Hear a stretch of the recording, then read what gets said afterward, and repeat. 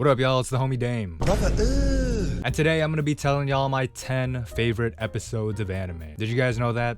Did you know that I watch anime? It may come as a shock, but it's true. And out of the many anime that I've watched in my 47 years of life, I picked out the 10 singular episodes that I like the best. With the criteria simply being, how entertained was I during the episode? There's nothing deeper than that. There's no pretentious artistic analysis. I just came up with the first 10 episodes in my head that I had the most fun watching. And as you'll soon see, that mostly translates to which episodes are the most hype.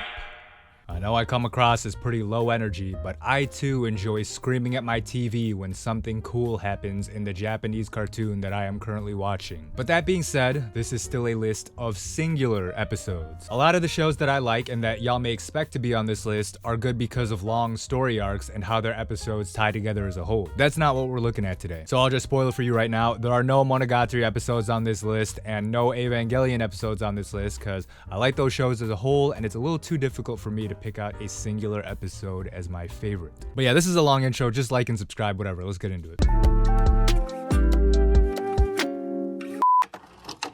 Number 10, and as always, this is in no particular order, Soul Eater, episode 1. I've said it a bunch of times. I think this has one of the best opening scenes in any battle shonen series ever. Like literally this episode is on my list just for that opening fight sequence with Maka. I couldn't even tell you what happens in the rest of the episode. I just rewatch that opening every so often because it gets me so hyped. And I mean, as a whole, Soul Eater isn't like the best show ever by any stretch, but this first episode would have you thinking that it's the GOAT. Also, I like watching it in English because I like hearing Laura Bailey voice Maka. In the name of Lord Death, this evil must be purged. Let's collect the damaged soul and end this. Number 9 is Fate Zero, episode 15. Or I guess this is technically season 2 of Fate Zero, so whatever episode number that is. If you've watched Fate Zero, you know exactly why this episode is on this list.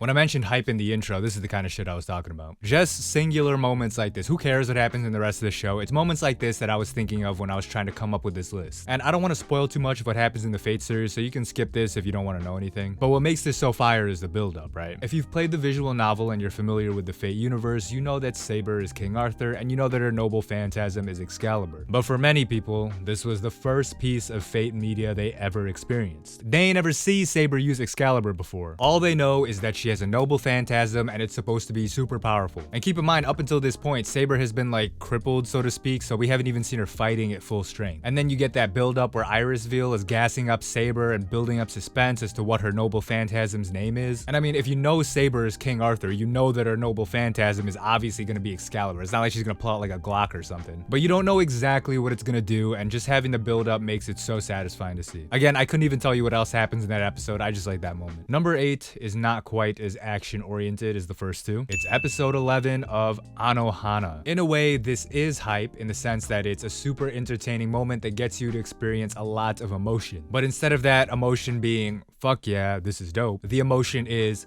fuck yeah, I want to die. Again, spoilers for the final episode, but this is obviously when the gang plays that hide and seek game with Menma and they write out all their feelings and finally let go of all the regrets that they were holding on to. The entire show is good, obviously. It's one of my favorite anime of all time, but this climax in the final episode is what it's all about. It's the build up over many episodes until you get this moment of catharsis. That's what really makes something hype to me. Again, not necessarily in the action-y sense, but in the sense that this is a really entertaining moment that I won't forget and that I always want to re-experience over and over. And actually, I think the best way to describe it is, think of those moments in shows or movies that you always look up clips of on YouTube. Or if you watch YouTube reactors, think about those moments or episodes that you just can't wait for the reactor to get to so you can see what they think of it. That was kind of my mindset while I was making this list, because I can definitely go back and re-watch this final scene with Menma all the time. And conveniently, I always happen to be watching it when I'm cutting onions at the same time. I don't know. Next up for number 7, we have what may be the most controversial pick on this list, because I don't know, I have a lot of fans of this show in my community, but also a lot of people who just do not get why I keep hyping it up. It's Re:Zero Season 1, Episode 18. Yes, the infamous episode that spawned one of the most infamous anime memes. It's the I Love Amelia episode. But actually it's not. That's what people don't get. That's not the point of the episode. The point of the episode is the title, From Zero. This is the real start of the series where Subaru really begins from zero as a character. Everything before this is the prologue, and this is where the journey actually begins. People fixate fixate on him curving Rem, and it's like, bro, you're missing the point. All of that is extra shit. The main thing is that Subaru has finally realized that he is not built like that. He is not gonna have his delusional isekai experience, and that he just needs to start everything from scratch. It's not about him and Rem. But speaking of that, why do people even get on Subaru's ass for rejecting Rem in the first place? Why is he obligated to reciprocate her feelings? Oh, it's because Rem is so nice to him. She's loyal, she's ride or die, she's way better than Amelia.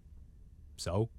Why does that mean he has to like her? He just likes Amelia more, that's all. It's kind of like that incel logic, you know what I mean? Oh, I'm so nice to this girl. I'm way better than that asshole she's in love with. She should be with me because I did this, and that for her. Rem did such a heartfelt confession. She did so much for Subaru. How could he reject her after that? Great. I could go to a Twice concert and confess my love to Nyan, but that doesn't obligate her to go out with me. Number 6 is another one that's both surprising and maybe controversial. It's Darling in the Franxx, episode 15. Yeah, I bet you didn't think you'd see that one on here, right? But we're talking about hype and memorable episodes, so of course we're gonna have some trigger shows on here. So if y'all remember back in the day, I made a little Darling in the Franxx video, and I mentioned that I watched the show with a friend of mine who was like one of the toughest dudes I know. He was literally locked up for multiple years off some shit that I won't say here. He's gang affiliated, he's like 6'3", built like a tank, all of that. And he watched Darling in the Franxx with me and was legitimately crying during some of these episodes. There's this one, episode 15, and then I think episode 14, or maybe the one before where they give the Baby 02 sob story flashback. But yeah, that's why I put this episode on the list, because the hype was enough to get one of the most hood dudes I know to tear up. That's it. There's no other reason. Number 5 is Madoka Magica episode 8. Yes, not episode 3.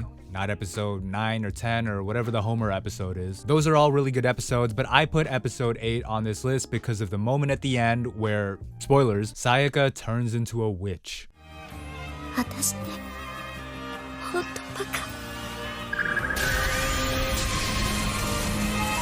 So Decretum is one of my favorite anime OST tracks in like any show ever, and it plays here during a very dramatic, powerful, and cinematic moment. And like many of the entries on this list, it has to do with buildup. We've heard since the beginning that negative emotions will corrupt that little gem that the magical girls use, and then it'll turn them into witches. And we also know that Sayaka has been a straight up punching bag this whole time. She gets NTR'd, she's basically a walking L, she's feeling like a failure, and it's all taking a toll on her. And so it all builds up to this amazing transformation scene where she gets corrupted by her emotions, and this god tier OST is playing, and it's just so good that it makes me hard. The scene.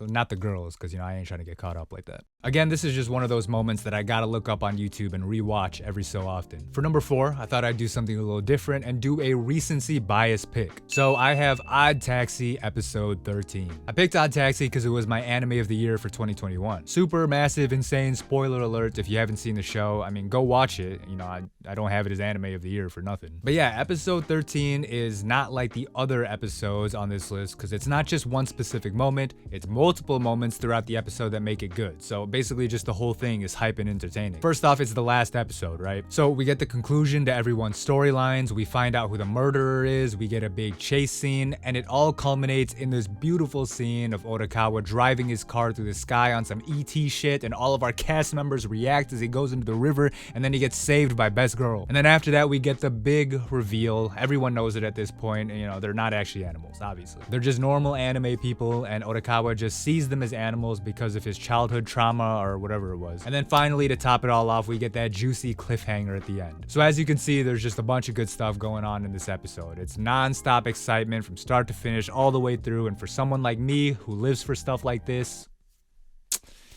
it's just too good, man. Alright, moving on to number 3, I have Gurren Lagann episode 15. Yes, another Trigger Gynax special here. There's something about those episode 15s. They always feel the need to pop off during them. But, you know, I could have picked episode 8 or any of the last 3, honestly, because all of them are insane. I mean, it's Gurren Lagann, you know. I'm pretty sure watching any one single episode can triple your testosterone. So again, spoilers, but basically this is the big hyped up confrontation with the Spiral King that the show has been leading up to. It also marks the end of part 1 of the series, kind of, because of course we get the time skip after this. But yeah, it's just a big adrenaline pumping, popcorn munching, get up out of your seat moment. A lot of the episode is Simon doing some cool shit with his mech robot, but then he beats the big bad final boss by himself with his drill, aka his dick.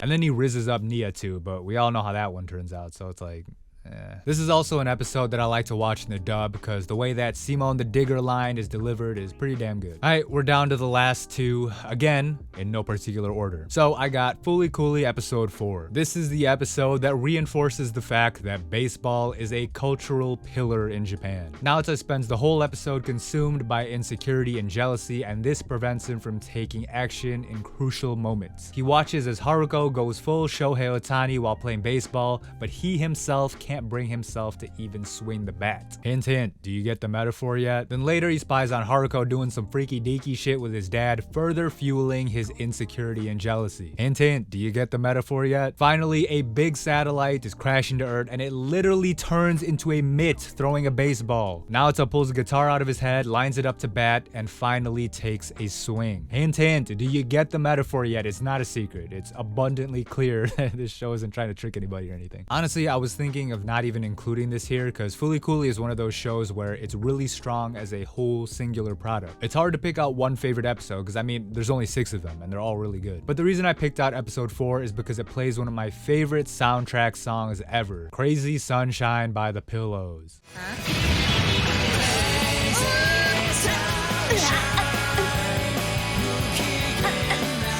This is what makes the swinging the bat moments hype for me. It's the culmination of the anti-coming of age metaphor that the show is going for. It's a cinematic and exciting scene, and it's just the best thing ever, man. I don't know. I would watch this clip on YouTube over and over if there was an actual good quality version of it somewhere. Alright, finally, the last episode I have on here is not my favorite out of the bunch. Again, this is in no particular order. But I have Kill la Kill episode 3. Yes, the trigger Gainax glazing continues as it always has on this terrible, terrible YouTube channel. I could have picked episode 15 because that's what I did for Gurren Lagann and Darling in the Franxx. I also could have picked episode 1 or episode 9 or any of the last episodes because y'all know Trigger and Gainax shows turn into absolute insanity in their final episodes. But the reason I picked episode 3 is because, well, it's hype, obviously. That's kind of the running theme for all of these. But it's also the perfect encapsulation of what Kill la Kill is. You could probably show somebody just this one episode and get them hooked on the series, even if they don't know anything about it and they don't know what the fuck is going on. One of my good buddies, Sammy, was here, reacted to this episode for the first time on his Patreon. I don't know if he ever put it on YouTube or anything, but go subscribe to him. And he said something to the effect of, like, the shit that Kill la Kill accomplishes in episode 3 is something that other anime would take an entire season to do, and it never feels rushed because even more crazy shit just keeps happening after that. That's what Kill la Kill and a lot of other Trigger shows are. Just high octane, balls to the wall, non-stop action, non-stop shit happening, non-stop insanity. When you think it can't get more over the top than this,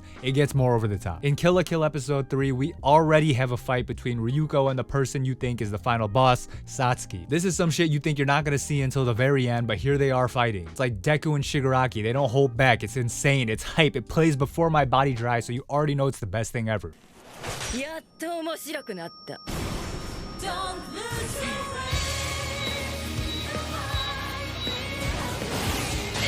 It has so many iconic frames and shots that I'm sure millions of weebs over the years have made into like a wallpaper or something, or like a phone background. It has the famous Mako rambling puns. It has naked cartoon characters. I know y'all like that sort of thing. And it's all just the beginning. This is like the setup for the rest of this series. It's the most insane thing ever, but the show is literally just getting started. Kill la Kill is my favorite anime of all time because of shit like this. No other show does it like Kill la Kill did it, at least in my opinion. Alright, those were my 10 favorite anime episodes of all time. At least until I change my mind and switch this list up. Who knows? But yeah, I appreciate y'all for watching. If you enjoyed the video, leave a like, subscribe to the channel, and comment below your personal favorite anime episodes. It doesn't even have to be 10. Comment 5 episodes. Comment 500 episodes. I don't care. I'm not gonna read them anyway. Alright, that's the video. Peace.